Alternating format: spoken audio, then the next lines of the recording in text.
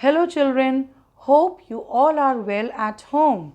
I, Mrs. Anjali Singh, is back again with the second part of the lesson Medieval Europe, the Rise and Spread of Christianity. Now, let us understand the lesson. But before I start, let's have a quick recap. Children, do you remember I explained you the meaning of medieval age? These two words are taken from the Latin words medius and avum. Then in India, medieval age started from 700 AD to 1200 AD. In Europe, medieval age started from 600 AD to 1500 AD. Now, the medieval age in India, that time there were large number of states, Hindu kings were ruling, and afterwards Islam got its roots along with Christianity. Then medieval age in Europe, the Europe went through the Dark Age and the Age of Faith. Rome was looted by barbarians. The region was marked by famines and plagues. Then, children, I told you about the three divisions of the society. First, clergies. Second, nobles. Third, farmers or peasants. Crusades were fought, which gave rise to trade, learning, and spirit of inquiry, known as Renaissance. Then, children, I explained you the medieval period in India, right? And it started after the death of King Harsh, and then number of Turkish rulers came or invaded our country, like Mahmud of Ghazni, Muhammad Ghori, and there were number of dynasties which ruled from Delhi: the Mamluks, Khaljis, Tughlaqs, Lodhis, and the Mughals, right? Then I explained you about the sources. There were some books and written materials that told about the era of medieval history. Then I explained you about the inscriptions and about the coins, and of course about the monuments. Come on, children, let us start the second part of this chapter, Roman conquest of Palestine. Now, children, open this heading in your lesson, or if you have the pick of the lesson, you can open, because I will go according to the headings that you can understand it very clearly. Now, we already know that barbarians destroyed the Roman Empire, but Roman Empire started gaining its strength, right?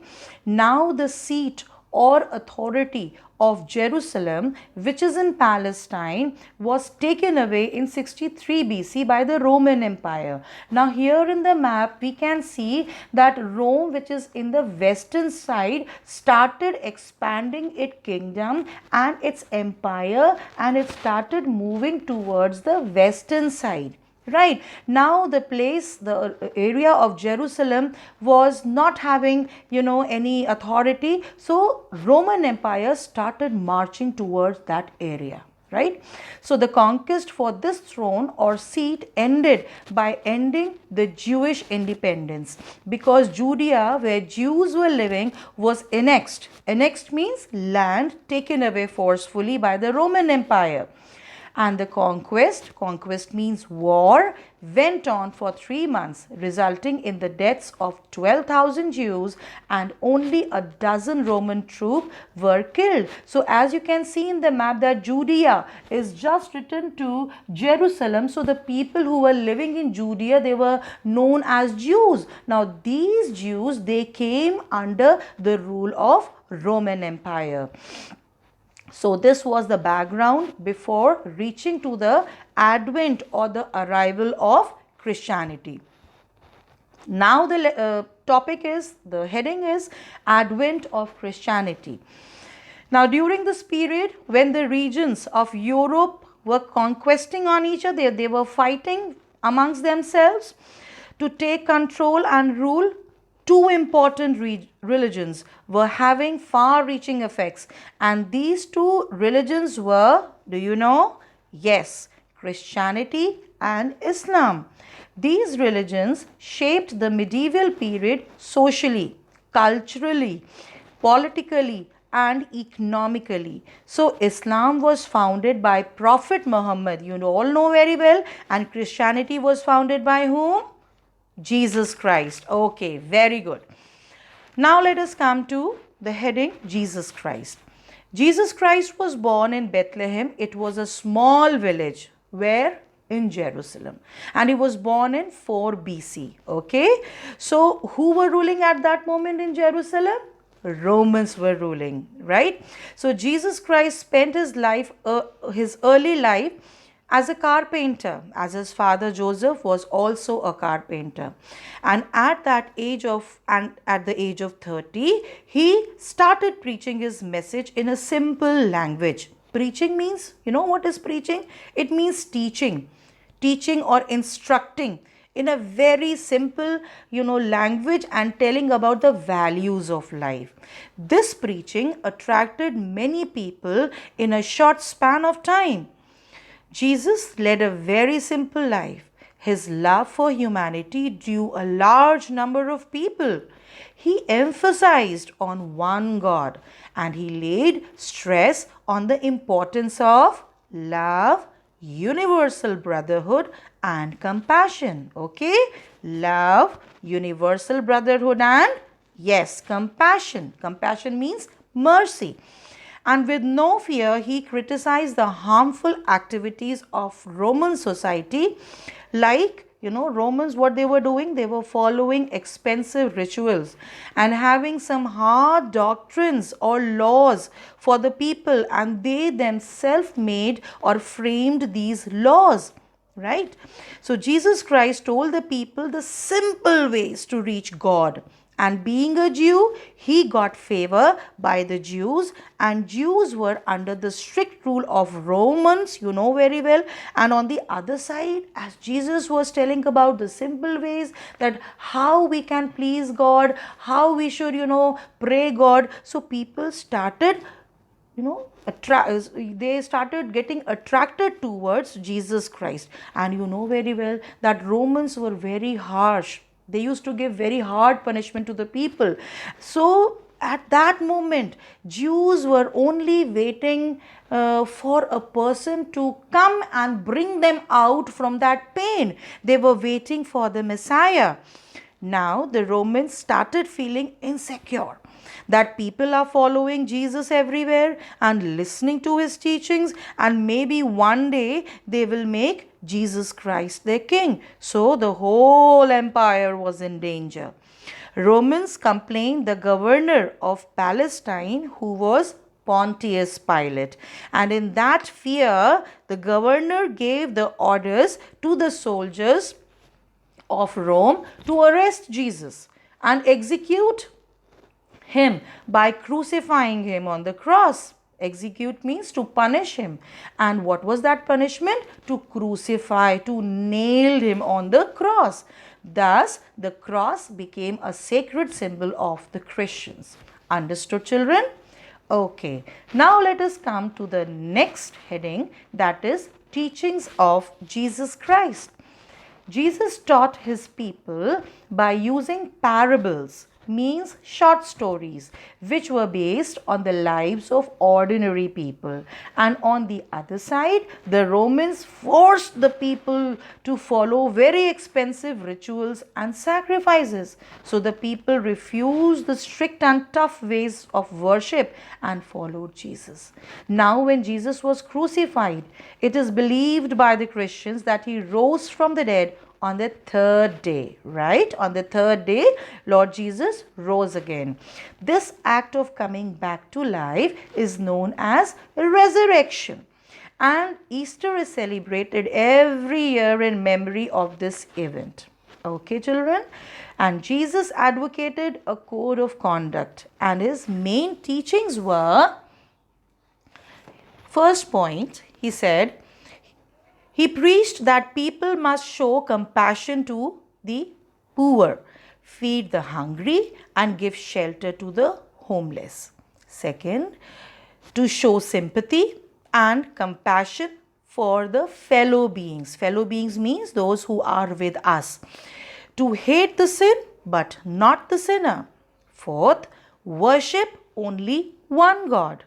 Fifth, repent for the mistakes committed and plead forgiveness. Sixth point, true love for one's neighbor. Okay, children, so these are the teachings of Jesus Christ. The Bible is the holy book of Christians, which is divided into two parts. Okay, so what is the holy book of Christians? The Bible, right? It is divided into two parts, the Old Testament and the New Testament. The Old Testament tells the history of the Jews and their relationship with God before the birth of Christ. Okay, and the New Testament contains the life of Christ and his teachings.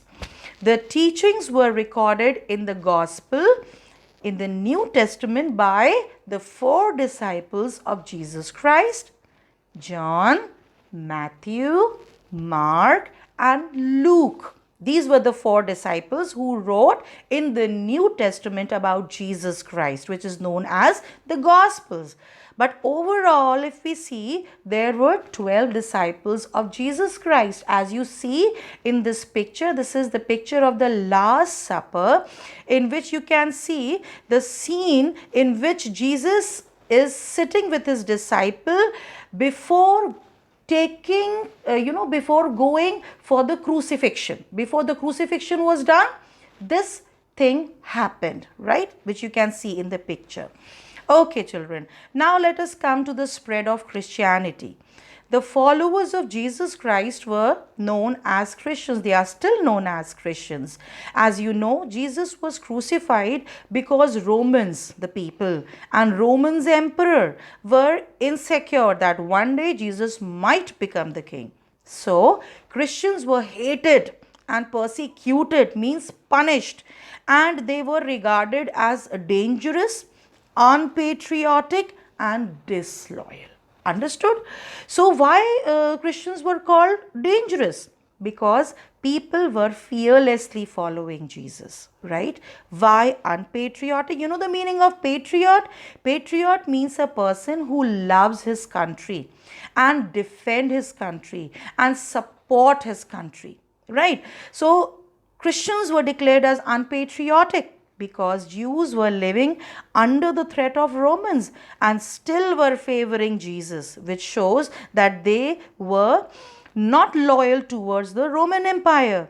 And also they were called disloyal because they stopped worshipping like Romans and they denied to follow their doctrines made by the Roman empires only, the Romans only. Okay. So during the reign means the ruling period of King Nero. King Nero was also, in that time, in that series, he was also one of the king in 62 AD. He was not in favor of Christians. Very cruel king. He ordered huge number of Christians to be killed and punished. Many Christians were burnt alive and thrown to animals in the amphitheater. Now children, here you can see the picture of the ancient amphitheater. You know what is this building made for? Romans used this place for some major events, right? And the shape you can see is circular and sometimes it was made in an oval shape, right? With seats arranged in series or tiers or row wise the seats were arranged.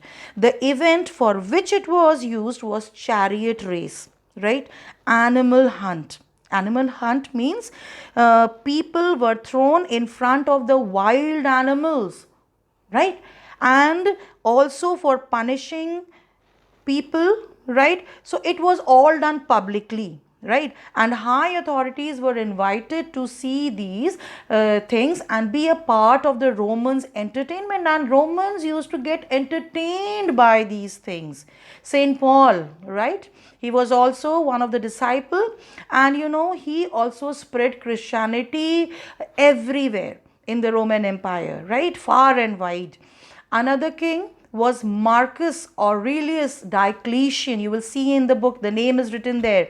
Also tortured and killed many Christians. He removed the Christians from the army and public offices, burned churches, and refused to, free the Christian slaves. So, Christians were not getting the positive atmosphere there, right? Okay, now let us come to the heading, that is the spread of Christianity in the Roman Empire and Europe. Now, this Christianity took 300 years after the death of Jesus. Then, after, Christianity was declared as a religious minority. Religious minority. Why minority? Because minority means the religion having less people. Okay, means the religion or the less number of religious people within the Roman Empire, because only some people were there who were spreading Christianity, and Christianity got its status in 313 CE, Christian era, right? Now, if I talk about the king, one of the famous king, or you can say Constantine the Great, he also came at this time, right? Now, Maxentius and Constantine were the successors of, or you can say the general of, Marcus Aurelius Diocletian. Right. So Marcus was not, a good king. He used to, he was very hard and harsh with Christians. Right. So he was having two of the generals. Mainly they were supposed to be the successors. Now what happened? That Constantine won the battle against his enemy. Now, these two people were having competition and battle among themselves. Constantine was fighting with Maxentius. As Constantine was in a competition with him, that who will get the throne or who will become the king. So, as they were fighting near to the river, Maxentius fell into the river and was drowned. And the river, where they were having the fight or war, the name of the river was Tiber, right? So Maxentius fell into the river and he was drowned. So in this way, Constantine attributed his victory to the divine power of Jesus. So he made Christianity a state religion. Understood? Now, state religion towards the end of 4th century AD. Now, Christians were not persecuted when he became the king. St. Peter's Church in Rome became the religious headquarters of Christian world. The Pope was the highest rank or the status, and then bishops were there, and under them came the clergies.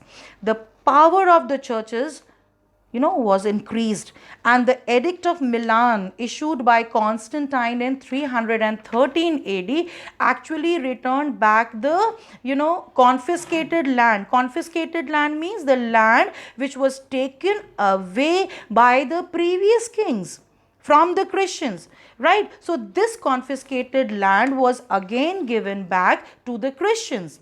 The rich people donated money and land to the churches.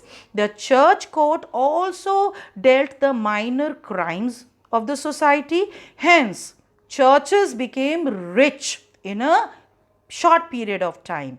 Understood? Just because of King Constantine. Okay, now let us come to the heading Emperor Constantine and the spread of Christianity. Okay, now in AD 311, see children, now the Edict of Milan is not given in the book, but Edict of Toleration is given there. But these two edicts means laws, these two laws, and this issued matter, these two matters were given by King Constantine.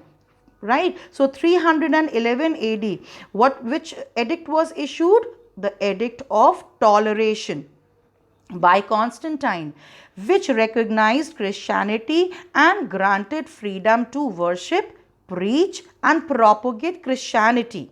Okay, so first the Edict of Toleration was issued, and then afterwards Edict of Milan was issued, where the churches started becoming rich, and Christianity started spreading everywhere, and slowly but steadily Christianity spread throughout the Roman Empire.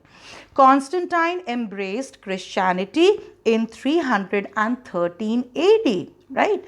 In St. Peter's Church, the bishop became the representative of Christ, and he was called by the people the Pope. right? And according to Constantine, Sunday was observed as a Christian holy day, right? Seventh day, that is known as the Sabbath day, or the day for resting, which we have our Sundays, as we have on the seventh day Sundays, the same thing. In the next 200 to 300 years, Christianity spread throughout Europe. Okay, under his ruling, the manuscripts, ancient written material, were collected to form the book known as the Bible, because number of things were still adding to the Bible. He founded the city and called it New Rome by replacing the old city of Byzantium. This is modern day Istanbul, which came to be known as Constantinople. And here you can see in the picture that this is Byzantium, right? And this was the old city which was replaced, and it was named as Constantinople. And as you can see in the map, that Byzantium lies, or it is situated on the European side of Black Sea and Mediterranean Sea. It is between these two water bodies. Understood? Constantinople became the largest city in Europe, the richest and the largest city. Now, number of things were done after making Constantinople the new capital, right, which is in modern days Istanbul. He reformed the military. Who reformed? Constantinople. Now he started doing the work in that city, right? Because it was the center of the Roman Empire. Okay. So he started doing what? He started reforming the military. He revalued the currency, and trade was expanded from that point only. The most famous church of Byzantine, or we can say the Constantinople, was Saint Sophia. Then afterwards came Charlemagne, right? He was also one of the king, and he was crowned as a king by Pope III. And he was the first holy Roman emperor in 800 AD. A number of schools at that time. He also did a sort of reformation in the society. Number of schools were founded. Gothic tribe, Gothic cathedrals. Gothic was one of the tribe. So Gothic cathedrals means churches were built. Artists and artisans made beautiful painting to be used for religious services. They made beautiful, beautiful pieces, beautiful, painting for the churches. In this period, the clergy, the monks influenced the life of the people. Okay. Now, the Constantinople became the center of Christianity. Now, as we see in this, as you see on the screen, that Roman Empire was divided into two parts, right?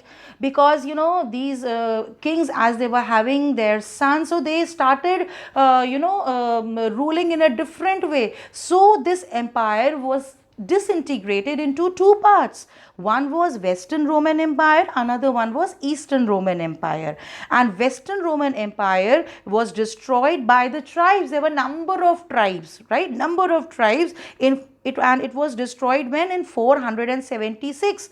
Vandals were there, Goths were there, and Huns were there. So many tribes were there. And on the other side, Eastern Roman Empire existed, right? And it existed just because of the Constantinople, because it was having still the values. Okay, but Vandal invaded Constantinople in 455 AD. Then afterwards, the scene was very simple. People were living their life, kings were ruling. But in 1453, Constantinople was declined. Okay, it was taken away by the Turks. Okay, children, now let us come to the fall of the ancient Roman Empire. Now, imperialism was increasing, right? What Romans were doing? Expanding their kingdom. Imperialism was increasing. What is imperialism? Means the emperors were expanding the kingdom, democracy was destroyed, general class, or the slavery was encouraged, and common people were not given any they were not given any chance in the society. They were not shown any interest by the king. People became lazy. because they were not getting attention by the king, right? So what happened after that? That agriculture and industries were neglected. Okay, then Christianity, I told you that the western side of Europe was destroyed by a number of tribes, right? And finally, the invaders of northern Europe, like it's there on the screen, Goths, Franks, Visigoths, Vandals, and Huns. They overthrew the Western Roman Empire, and then this empire was finished. Okay. Now let us come to the impact of the fall of the Roman Empire. What was the impact when this Roman Empire was fallen? It had an adverse impact on the Latin language. Now, Latin language is the ancient language used in Rome. Okay, so Latin language declined officially and unofficially, right? Now, as these invaded the Roman Empire, this area was replaced by another language, that was linguistic character language. Okay, now it was brought by whom? By the invader. Now, what is linguistic character? The language having efficiency of grammar, phonetics, symbolic characters, etc. Right? Now, this language also rose great confusion in all of the region, right? Some of the people wanted to follow, the Latin language. Some wanted to follow the new language, that was the linguistic character language. And then Europe was disintegrated into small states. Okay, understood? So this was the impact, that Europe was disintegrated into small states. Now let us come to the Byzantine Empire. Now again we will study about one of the king, that is Romulus Augustus. He was the last Roman emperor. He was removed. He was removed by whom? By these tribes only. He was deposed. After this, only a part of the Roman Empire was left in the east at Constantinople. I told you that Constantinople was also, was destroyed by the invaders, and especially it was taken away by the Turks. Right, so little bit of crowd was there of Roman Empire. So this short empire was referred as Byzantine Roman Empire, because these people were in minority there. This empire had trade relation with the eastern countries, but the whole of the empire was declined in, yes, I told you, in 1453 AD, with the fall of Constantinople in the hands of the Turk.